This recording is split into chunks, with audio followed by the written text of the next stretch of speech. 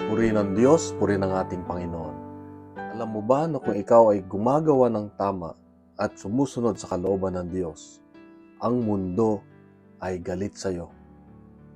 Sinabi ni Jesus sa Ebanghelyo ngayon na kung ikaw ay kinapupuotan ng sanlibutan, alalahanin natin na siya ang unang kinapuotan ng sanlibutan.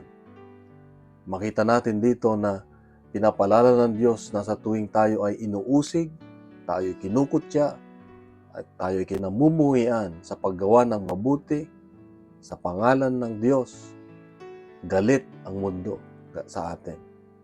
Makita natin, mararamdaman natin lagi na tayo ay iniiwasan ng ibang tao pag alam nilang tayo ay makadiyos, tayo ay sumusunod sa kalooban ng Diyos. Magandang example dito ay yung pangungurakot. Pag ikaw ay, kung ayaw mo ng pangungurakot ang nangungurakot, galit yung mga taong kurakot.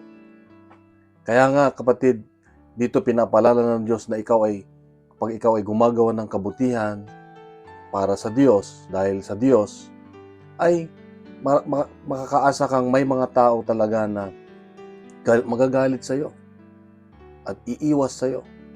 Ngunit pinapaalala ng Diyos ngayon na sa tuwing tayo ay kinamumuhian ng ganon, mga bagay na maganda para sa ating Diyos, tayo ay nakikiisa, ikaw ay nakikiisa sa pinagdaanan ni Jesus.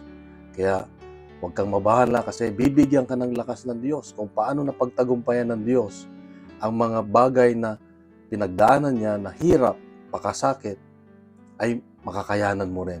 At sasamahan ka ng Diyos, kasama mo ang Diyos, kapatid.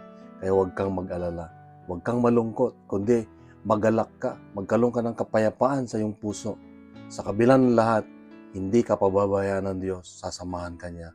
At kasama ka ng Banal na Espiritu Santo para malaman mo kung ano ang dapat mong gawin. Gagabayan ka ng Espiritu Santo at siguradong ililigtas ka ng ating Panginoon. Kapatid, mahal ka ng Diyos, mahal ako ng Diyos, mahal tayo ng Diyos.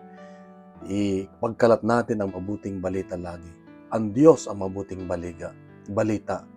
Huwag yung fake news, dahil ang fake news ang sisira sa atin at maglalayo sa atin sa ating Diyos.